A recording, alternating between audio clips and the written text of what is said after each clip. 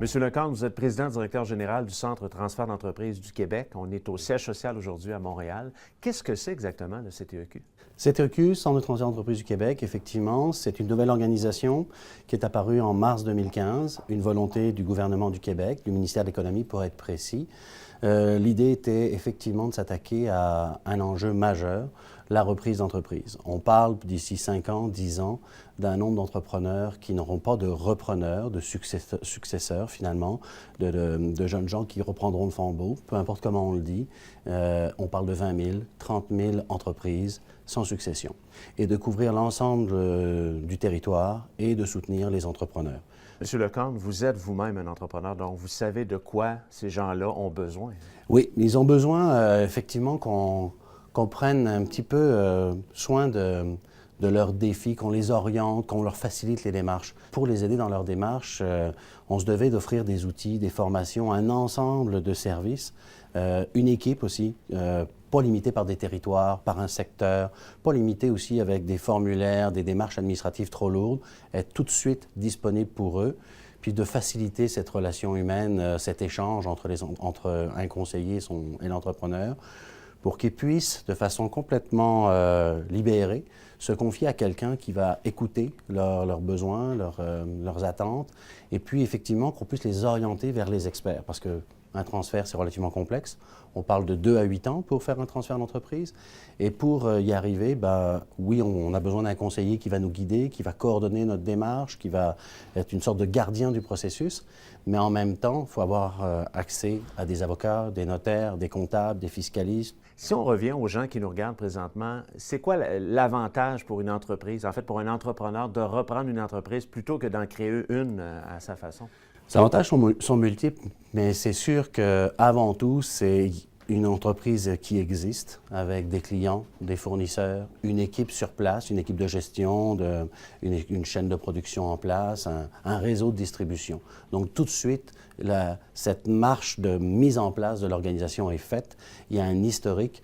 Donc l'avantage est énorme. Si on a la fibre entrepreneuriale, c'est évident qu'on peut tout de suite bénéficier de ce véhicule établi et puis on peut apporter des nouvelles idées, l'emmener tout de suite plus loin, le remodeler légèrement évidemment. On arrive avec des nouvelles idées, une nouvelle expertise.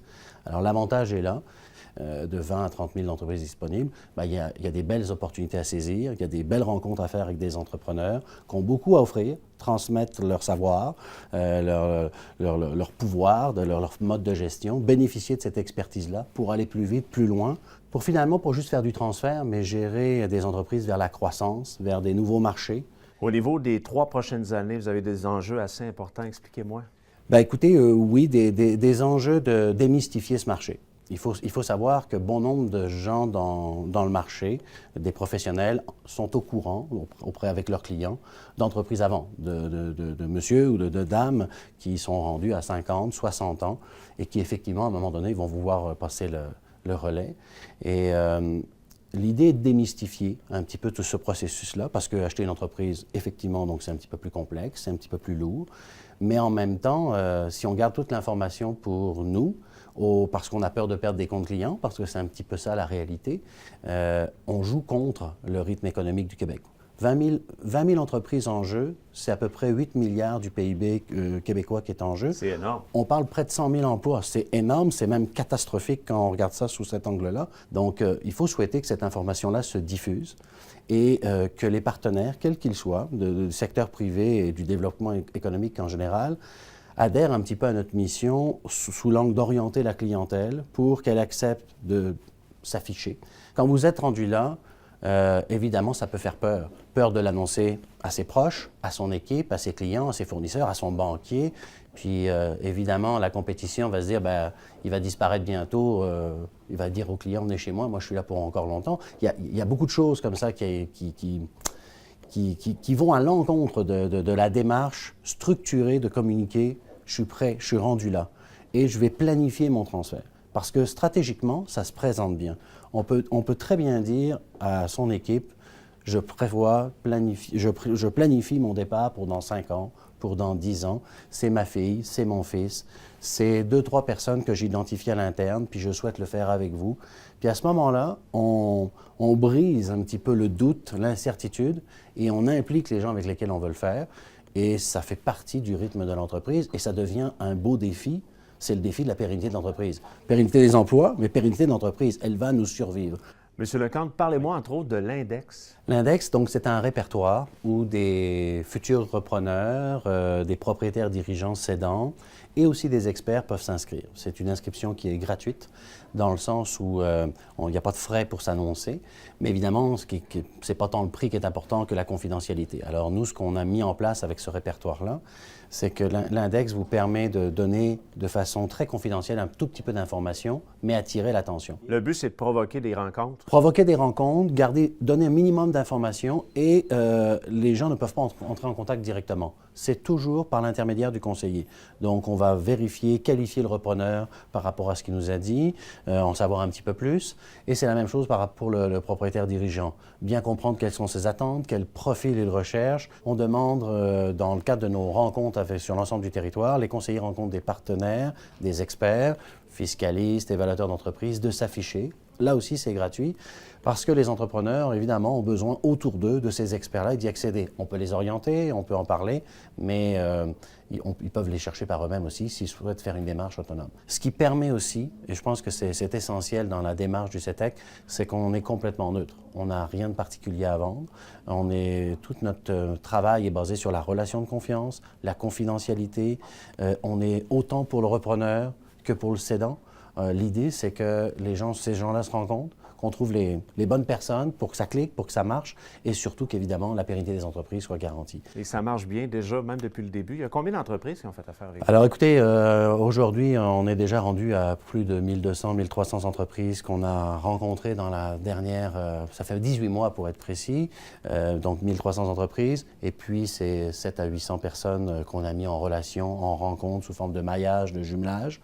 Alors après, c'est un processus qui est long, évidemment, mais notre rôle ne se cantonne pas juste à les faire rencontrer. S'ils le souhaitent, évidemment, après, on peut continuer à les accompagner dans la démarche, mais il y a tout ce qui est entente de confidentialité, échange de documentation. Autant ce côté animation du territoire, se faire connaître, avoir des activités de formation. On a des licences exclusives de formation. La licence des meilleures pratiques d'affaires, développée par le ministère de l'Économie. Il y a 3 formations pour les cédants et les repreneurs. Donc, on en a l'exclusivité et on a programmé ça sur l'ensemble du territoire dans notre calendrier. Et puis, on a la formation Succès Relève, qui est une formation de 7 modules de 3 heures uniquement pour les repreneurs. Elle aussi, on la diffuse sur l'ensemble du territoire. C'est partout les formations, en fait? Partout, partout. Okay. Et on le fait avec toutes les sortes de partenaires qui sont engagés dans le développement économique et qui souhaitent nous appuyer dans cette démarche-là. Ça peut être une chambre de commerce, ça peut être une MRC, ça peut être un regroupement au niveau du développement économique. Ce qui compte, c'est qu'on le diffuse au plus grand nombre d'entrepreneurs qui y accèdent. On a des partenaires nombreux là, au niveau de la comptabilité, de la fiscalité, des gens comme Raymond Chabot, donc qui viennent présenter ce genre de sujets relativement complexes et on démystifie ce processus-là avec eux. Et les gens qui veulent en fait faire affaire avec vous, ou du moins s'informer, il y a un site Internet? Il y a un site Internet, ctequebec.com. Si vous allez sur l'index et /l'index, c'est là où on peut s'afficher. Mais si on n'est pas à l'aise pour s'afficher tout de suite, on a le portrait de l'ensemble de l'équipe sur tout le territoire du Québec. Donc, j'invite les entrepreneurs, repreneurs, acheteurs potentiels, tout comme les propriétaires dirigeants qui souhaitent céder l'entreprise, à contacter tout simplement le conseiller de leur territoire. Et vous êtes partout au Québec, il faut le dire. Il y a combien de places, en fait? Il y a des conseillers partout? Partout. Écoutez, on finit un ou 2 recrutements, là, mais on couvre déjà l'ensemble du territoire. Donc, c'est sûr que on n'est plus sur, on en fait une fois de temps en temps du transfert. C'est à l'année longue. C'est pas la même dimension. Oui, merci beaucoup, M. Lecomte. C'est moi. Merci.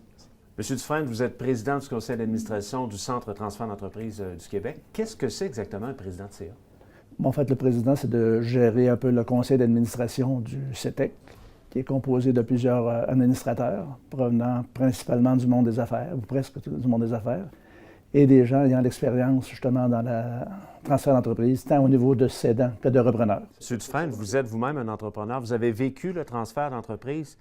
Expliquez-moi comment ça s'est passé. En fait, moi, je suis comptable agréé de profession. Donc, j'ai été 30 ans dans un bureau de comptable à l'échelle provinciale et nationale. Et j'ai vécu à ce moment-là plusieurs transferts d'entreprise, même des deuxième, des troisième générations.